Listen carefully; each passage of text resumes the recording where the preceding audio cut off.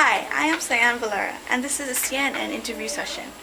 Today's guest is the founder of Pennsylvania, William Penn himself. Yes, thank you for having me.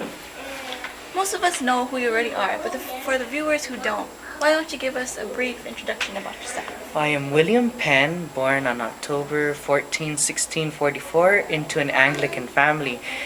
But then at the age of 22, I decided to join the Religious Society of Friends, also known as the Quakers. What made you want to become a Quaker in the first place? One reason, because we Quakers believe we have an inner light, and we believe that helps us to live our life, and we don't bow down to anyone. We refuse to take arms, and George Fox is one of my closest friends, the founder of the Quakers. Interesting. But wasn't Quakerism harshly harassed by other religions and peoples, such as Anglicans and Puritans in England? Yes, it was. I was arrested many times trying to preach Quakerism.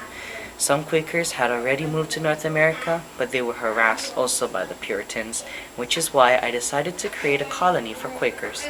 That must have been a very difficult task to do. Yes, but I considered it more of a holy experiment. I wanted a place where there's no land-owning aristocracy. I even gave every male adult 50 acres of land, the right to vote, and freedom of religion.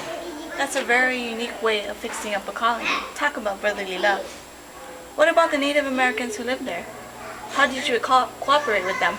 Before I even went to North America, I had a letter read to Lenni Lenape or Delaware. This was the tribe that lived in the settlement.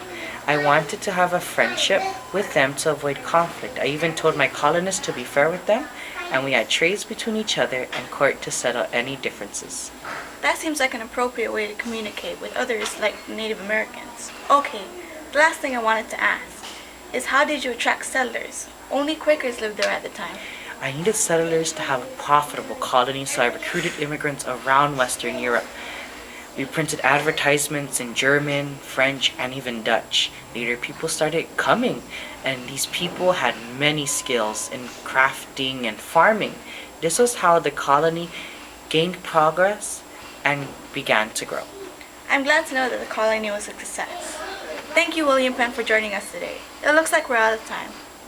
And that's the interview session for today.